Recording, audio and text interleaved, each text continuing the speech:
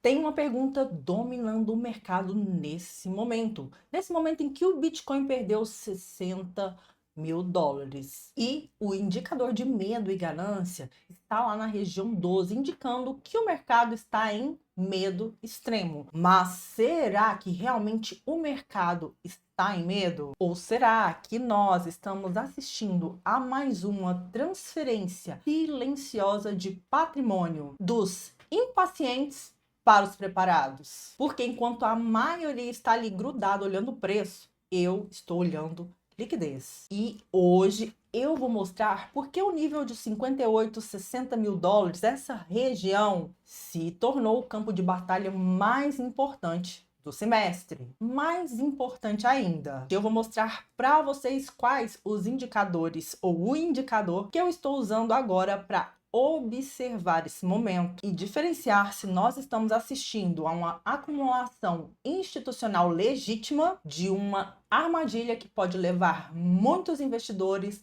a tomar decisões emocionais. Porque se você entende essa diferença, você para de reagir ao mercado.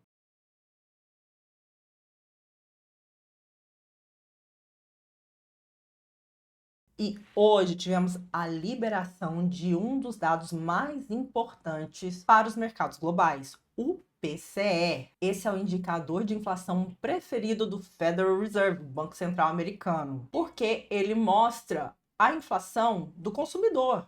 E o dado veio em 4,1%, em expectativa com o que o mercado tinha projetado. E o core do PCE, o núcleo do PCE, que tira da equação alimentos e energia, veio em 3,4%. Esses indicadores ainda mostram que a meta do Fed está difícil ainda de ser alcançada, que é o famoso 2% que eles estão perseguindo. E agora eu quero que você observe a consequência desse dado. Quando a inflação continua resistente, o mercado entende uma mensagem muito clara. Para o mercado, isso significa juros elevados por mais tempo, menos liquidez, ou seja, menos disponibilidade de capital no mercado, dólar mais forte e ainda maior dificuldade para os ativos de risco. E aqui surge a pergunta que quase ninguém está fazendo: se esse cenário é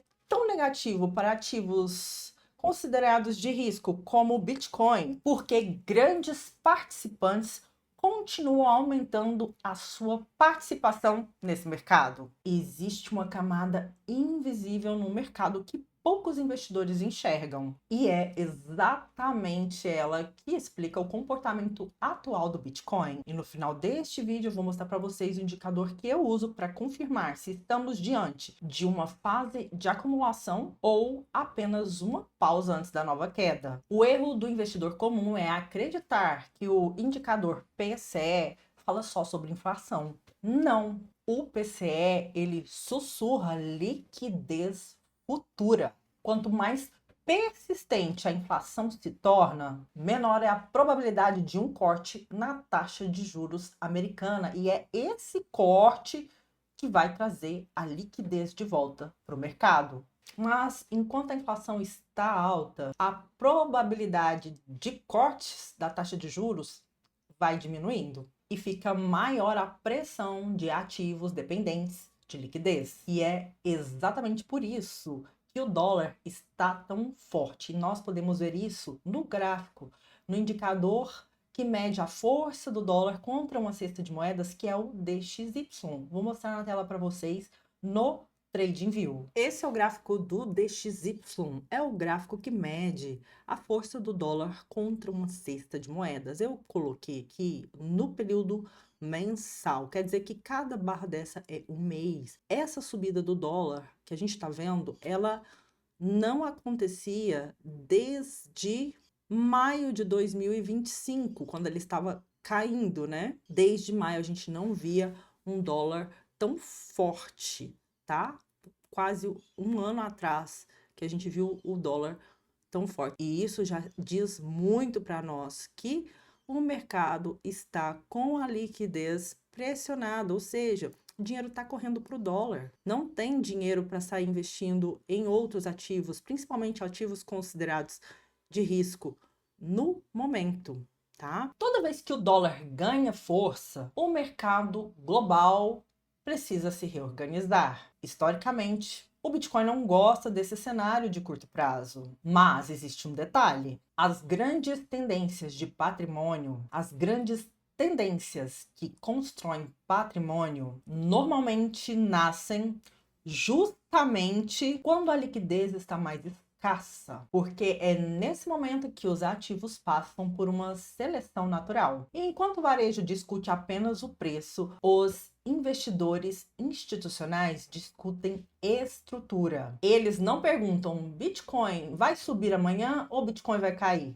Eles perguntam: qual será a participação do Bitcoin no patrimônio global daqui a 5 anos? E essa pergunta muda completamente a forma como o investidor institucional opera. Vamos observar agora o fluxo dos ETFs. No dia de ontem, a gente teve venda do IBIT da BlackRock, a gente teve venda do FBTC da Fidelity, tivemos venda da Bitwise, tivemos entrada no BTC da Grayscale. Inclusive, o BTC da Grayscale é o ETF de Bitcoin que tem a menor taxa de administração. É isso mesmo? É isso mesmo. Então, o pessoal está migrando para um investimento que tem menos fricção, ou seja, que tira menos da rentabilidade, uma vez que a taxa de administração é menor. Vamos ver agora o gráfico. Gente, esse aqui é o gráfico que eu falo para vocês. É o fluxo, tá? Cumulativo do ETF. Pessoal, com um fluxo desse, dá para falar que o mercado está em pânico? A gente está vendo uma grande crescente de investidores entrando nos ETFs aqui. Eles estão mostrando por ETF, tá? O IBIT é o preto, gente, é o que mais tem, é o da BlackRock, tá? É o IBIT. Olha só, e aqui mostra o fluxo de capital. Tem uma venda, tem uma compra, tá? O fluxo tá misto, mas tende a crescer o investimento em Bitcoin. Agora, vamos olhar aqui no site da CoinGlass. Na CoinGlass, a gente pode já ter o dia de hoje aqui, já tem um volume diário de 5,84 bilhões. A gente está com saída líquida, né? Porque a entrada líquida tá hoje negativa. Faz sentido, uma vez que a gente viu o gráfico do Bitcoin, ele está caindo, tá? Mas o total de entrada ainda está positivo. Olha só, 53,18 bi da diária. Isso aqui é a venda diária, gente. 469 milhões. E aqui na CoinGlass a gente pode ver também o fluxo de outros ETFs. E eu quero que você faça esse exercício. Se você já tem uma conta e tem algum Bitcoin, coloque à venda. É impressionante a capacidade de absorção das vendas de Bitcoin. Quando o mercado está realmente distribuindo o ativo, essas métricas contam uma história, mas quando está acumulando, conta outra história totalmente diferente. O preço mostra o resultado, a liquidez mostra a causa. Até aqui nós falamos de PCE, de DXY e de fluxo dos ETFs institucionais. Mas agora precisamos responder a pergunta mais importante desse vídeo. Afinal, estamos em uma região de acumulação do Bitcoin ou estamos nesse momento fazendo uma pausa antes da próxima queda? Antes de eu responder essa pergunta para vocês, eu quero entender o que vocês estão percebendo. Comenta aqui para mim qual que é a sua opinião. Vocês acreditam que estamos numa fase de acumulação do ativo ou numa fase de pausa? De pausa antes da queda? Comenta aqui que eu quero muito saber. Porque responder essa pergunta é o que realmente importa. E agora, para eu responder essa pergunta, eu preciso unir as peças do quebra-cabeça. E quais são essas peças? Primeiro, o dólar. O dólar está bastante forte, é o que nos mostra o indicador DXY, e historicamente, quando isso acontece, significa que a liquidez global ainda está sob pressão. Quando o dólar fica mais forte, o capital do mundo inteiro procura abrigo em investimentos denominados em dólar, seja um tesouro americano, e agora a gente tem as stablecoins lastreadas em dólar. E esse dólar forte não é um ambiente para uma explosão de preço do Bitcoin nesse momento. Segundo, inflação.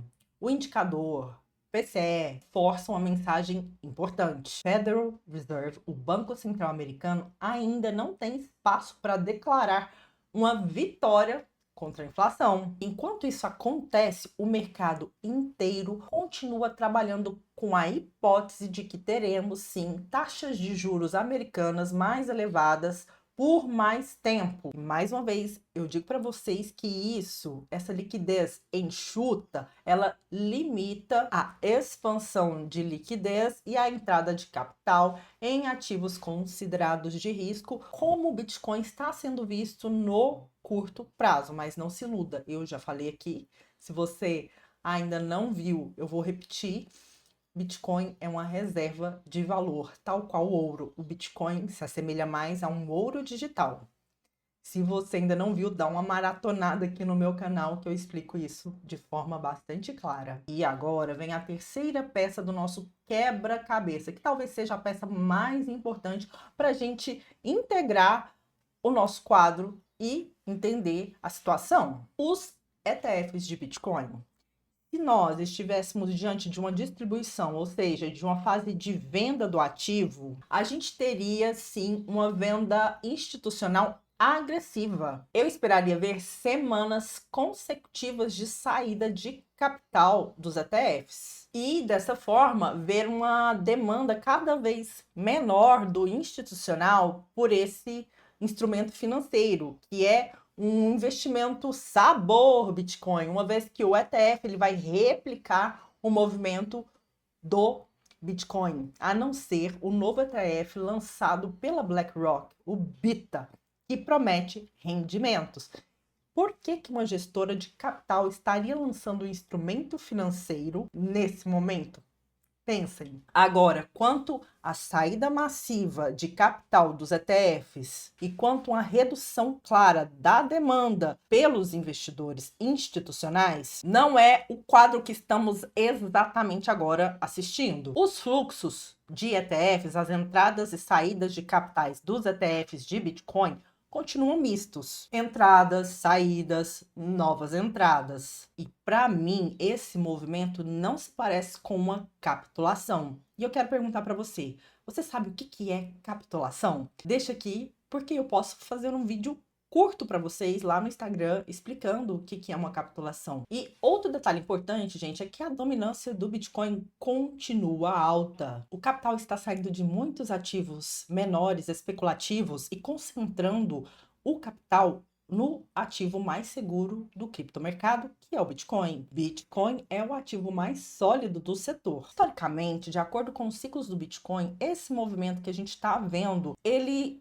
aparece muito em transições e acumulações, não durante grandes distribuições do ativo. Por isso, a minha leitura hoje é bastante objetiva. Eu ainda vejo evidências suficientes de que nós estamos em um período de acumulação, embora há sim a probabilidade de o preço do Bitcoin cair ainda mais. E outro dado que eu sempre trago aqui, repito em live, é que historicamente a história ela se parece bastante, né? Ela rima, não se repete, mas rima. O Bitcoin contra o seu preço menor de um ciclo, 12 meses após a alta histórica. Nós tivemos alta histórica em outubro de 2025. E em outubro de 2026 é que teremos 12 meses após a alta histórica, e então que a gente pode ver, talvez ali na frente, uma capitulação, uma queda estrutural do preço. E eu vejo nesse momento é uma grande disputa. De um lado, a gente tem um cenário macroeconômico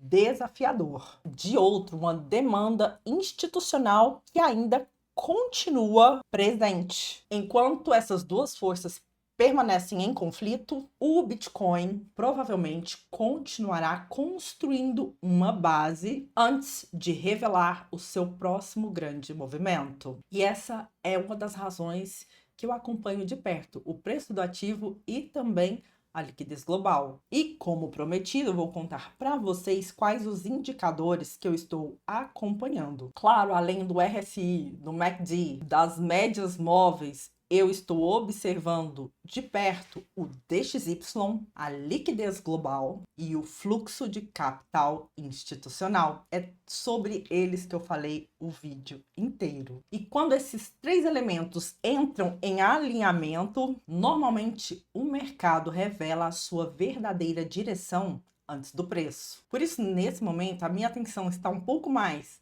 na liquidez do que no candle diário. Patrimônio, gente, não é construído prevendo o próximo movimento. Ele é construído com consciência e principalmente sobrevivendo aos ciclos dos ativos. Então, a pergunta correta não é Bitcoin vai para 50 mil, Bitcoin vai para 70 mil. A pergunta correta é: a sua estratégia está preparada para qualquer um dos cenários? Porque quem depende de acertar o próximo movimento está especulando. E quem estrutura o risco está construindo patrimônio. E é exatamente sobre isso que eu escrevo na Carta Patrimonial, que é a minha newsletter. Ela tá lá no Substack. E para você receber minhas análises gratuitamente, basta você ir no link aqui da descrição e cadastrar o seu e-mail. Eu libero 2 a 1 por semana das análises. Aí você, quando liberar, já chega no seu e-mail, tá? E geralmente eu gosto de mandar uma análise na quinta-feira. Então, se você quer receber uma análise minha sobre Bitcoin, inflação, construção de patrimônio, não perca essa oportunidade de ler um conteúdo que vai agregar valor, que vai agregar repertório na sua vida financeira. E agora eu quero saber, eu sou muito curiosa, eu quero saber se o Bitcoin amanhã cair 15%, você enxergaria uma oportunidade ou um problema? Porque eu quero entender quantas pessoas aqui estão realmente construindo patrimônio e quantas estão negociando as emoções, tá? Eu vejo vocês amanhã, na sexta-feira da Mente Estratégica, com mais uma resenha de capítulo do livro A Psicologia Financeira, que estamos quase encerrando. Muito obrigada para quem assistiu até aqui. Se você assistiu, comenta a palavra luz aqui nos comentários do YouTube para eu saber que você recebeu essa mensagem, tá? Muito obrigada por permitir que eu entre na sua casa e faça a diferença na sua vida.